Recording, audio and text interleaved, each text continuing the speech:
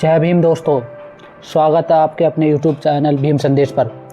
आज हम एक ऐसी कहानी लेकर आए हैं जो न सिर्फ प्रेरणादायक है बल्कि दिल को छूने वाली भी। यह कहानी है भारत के महान सपूत डॉक्टर भीमराव अम्बेडकर जी की, यानी बाबा साहेब की। लेकिन आज हम उनके संवैधानिक योगदान या सामाजिक सुधारों की बात नहीं करेंगे। आज हम बात करेंगे उनके जीवन के उस निजी पहलू की जो कम लोग जानते हैं, उनकी प्रेम कहानी और दूसरी शादी के पीछे की वजह। बाबा साहेब का नाम सुनते ही हमारे मन में एक ऐसे शख्स की छवि उभरती है जिसने लाखों लोगों को सम्मान और समानता का रास्ता दिखाया। लेकिन क्या आप जानते हैं कि उनके जीवन में भी प्रेम, दुख और नई शुरुआत की कहानियाँ थी। उनकी दूसरी शादी जो डॉक्टर सविता अम्बेडकर के साथ हुई, उसने न सिर्फ उनके जीवन को नई दिशा दी बल्कि समाज में कई सवाल भी खड़े किए। आज इस वीडियो के माध्यम से हम जानेंगे बाबा साहब की पहली शादी और उनके जीवन का दुखद मोड़। डॉक्टर सविता अम्बेडकर से उनकी मुलाकात कैसे हुई, दूसरी शादी के पीछे की वजह क्या थी, प्रेम, ज़रूरत या कुछ और इस शादी ने समाज और उनके परिवार पर क्या असर डाला। तो चलिए इस भावनात्मक और ऐतिहासिक सफ़र को शुरू करते हैं। बाबा साहेब का जन्म 14 अप्रैल 1891 को मध्य प्रदेश के महू में एक दलित परिवार में हुआ था। बचपन से ही उन्हें जातिगत भेदभाव का सामना करना पड़ा, लेकिन उनकी जिद और मेहनत ने उन्हें कोलंबिया यूनिवर्सिटी और लंदन स्कूल ऑफ इकोनॉमिक्स तक पहुंचाया। लेकिन आज हम उनके प्रेम कहानी की बात करेंगे जो उनके जीवन को एक अहम हिस्सा बनाती है या उनके जीवन का एक अहम हिस्सा थी।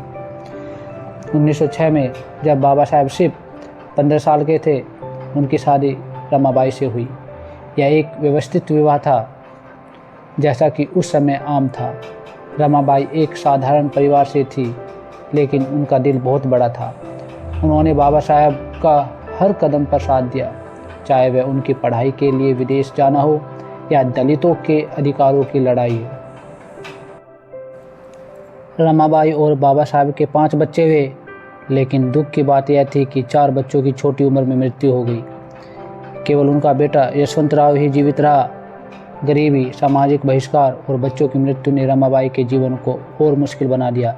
फिर भी उन्होंने कभी बाबा साहेब का साथ नहीं छोड़ा। लेकिन 1935 में एक बड़ा दुख बाबा साहेब के जीवन में आया। लंबी बीमारी के बाद रमाबाई का निधन हो गया। यह बाबा साहेब के लिए एक गहरा आघात था। उन्होंने फैसला किया कि अब वे विधुर के रूप में ही जीवन बिताएंगे और अपने काम, दलित उत्थान और सामाजिक सुधार पर ध्यान देंगे। बाबा साहब ने कहा था, मैंने अपनी पत्नी को खो दिया जो मेरी सबसे बड़ी ताकत थी, लेकिन क्या जीवन ने उन्हें अकेले रहने दिया। आइए अब उनके जीवन में उस मोड़ पर चलते हैं जहाँ उनकी मुलाकात डॉक्टर सविता से हुई। रमाबाई के निधन के बाद बाबा साहेब पूरी तरह अपने काम में डूब गए, लेकिन 1940 के दशक तक उनकी सेहत बिगड़ने लगी। डायबिटीज, ब्लड प्रेशर और पैरों में दर्द ने उन्हें परेशान करना शुरू कर दिया। 1947 में जब वे दिल्ली में थे, उनकी हालत इतनी ख़राब हो गई कि उन्हें गंभीर इलाज की ज़रूरत पड़ी। इसी दौरान उनकी मुलाकात हुई डॉक्टर सविता कबीर से, जो उस समय मुंबई के एक मशहूर फिजियोथेरेपिस्ट डॉक्टर माधव मालवणकर की सहायक थी। सविता एक पढ़ी लिखी, प्रगतिशील और सरस्वत ब्राह्मण महिला थी। वे बाबा साहेब की इलाज करने वाली डॉक्टर थी, लेकिन धीरे धीरे यह रिश्ता सिर्फ डॉक्टर और मरीज का नहीं रहा। सविता ने न सिर्फ बाबा साहेब की सेहत का ध्यान रखा बल्कि उनके विचारों और संघर्ष को भी समझा। बाबा साहेब जो सालों से अकेले थे, सविता में एक ऐसी साथी देखने लगे जो उनकी ज़िंदगी को नई रोशनी दे सकती थी। लेकिन यह रिश्ता इतना आसान नहीं था। बाबा साहेब दलित समुदाय से थे और सविता ब्राह्मण। उस समय अंतर्जातीय विवाह की कल्पना करना भी मुश्किल था। इसके अलावा बाबा साहेब की उम्र 57 साल थी और सविता उनसे काफ़ी छोटी थी। उनके अनुयायी और परिवार वाले भी इस रिश्ते से खुश नहीं थे, यानी कि वे भी उनके खिलाफ थे। बाबा साहेब ने कहा था, मेरे लोग चाहते हैं कि मैं ज़िंदा रहूं और इसके लिए मुझे एक साथी चाहिए।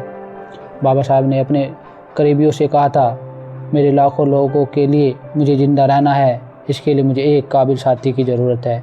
यह बयान दर्शाता है कि उनकी दूसरी शादी सिर्फ प्रेम की कहानी नहीं थी, बल्कि एक ज़रूरत भी थी। 15 अप्रैल 1948 को बाबा साहेब ने दिल्ली में डॉक्टर सविता कबीर से कोर्ट मैरिज किया। इस शादी ने समाज में हलचल मचा दी। कई लोगों ने इसे एक जातीय साजिश तक करार दिया। बाबा साहेब के अपने समुदाय के कुछ लोग और उनके बेटे यशवंत राव भी इस शादी से नाराज थे। उन्हें लगता था कि बाबा साहेब जो जाति के खिलाफ लड़ते थे ने खुद एक ब्राह्मण महिला से शादी क्यों की। लेकिन सच यह था कि यह शादी प्रेम और ज़रूरत का मेल थी। बाबा साहेब ने खुद कहा था कि सविता की वजह से उनकी ज़िंदगी में 8-10 साल और जुड़े। सविता ने न सिर्फ उनकी सेहत का ख्याल रखा, बल्कि उनके सामाजिक और राजनीतिक कामों में भी साथ दिया। सविता ने अपनी आत्मकथा में लिखा, मैंने बाबा साहेब को 1956 में बौद्ध धर्म अपनाने के लिए प्रोत्साहित किया। अगर मैं न होती तो शायद वह ऐतिहासिक घटना न हो पाती। 14 अक्टूबर 1956 को जब बाबा साहेब ने लाखों अनुयायियों के साथ बौद्ध धर्म अपनाया, सविता उनके साथ थी। लेकिन क्या यह शादी सिर्फ एक समझौता थी? नहीं, सविता और बाबा साहेब के बीच गहरा भावनात्मक रिश्ता था।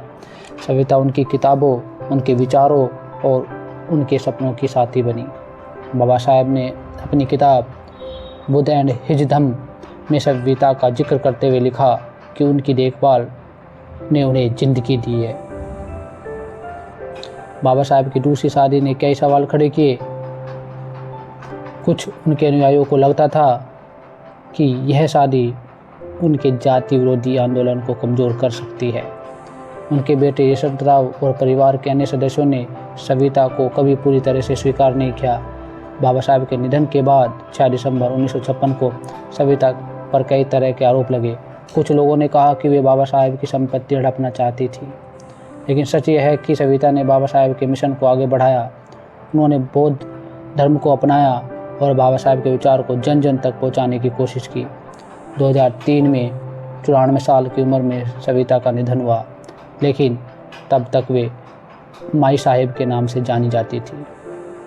यह शादी एक प्रेम कहानी थी और सामाजिक बंधनों को तोड़ने की हिम्मत रखती थी। यह दिखाती है कि बाबा साहेब सिर्फ किताबों में नहीं, बल्कि अपने निजी जीवन में भी समानता के पक्षधर थे। दोस्तों, बाबा साहेब की दूसरी शादी सिर्फ एक निजी फैसला नहीं था, यह एक संदेश था कि प्रेम और ज़रूरत जाति की दीवारों को तोड़ सकते हैं। सविता और बाबा साहेब की कहानी हमें सिखाती है कि सच्चा साथी वही है जो मुश्किल वक्त में आपका साथ थामे। आज जब हम बाबा साहेब को याद करते हैं तो हमें उनकी इस हिम्मत को भी सलाम करना चाहिए। उन्होंने न सिर्फ समाज को बदला, बल्कि अपने जीवन में भी उन सिद्धांतों को जिया जिनकी वे वकालत करते थे। तो चलिए एक संकल्प लें कि हम भी अपने जीवन में भेदभाव को ख़त्म करेंगे और हर इंसान को सम्मान देंगे। अगर आपको यह कहानी पसंद आई तो इसे लाइक, शेयर और सब्सक्राइब करें। कमेंट में बताएं कि बाबा साहेब की यह प्रेम कहानी आपको कैसी लगी। जय भीम, जय भारत, नमो बुद्धाय।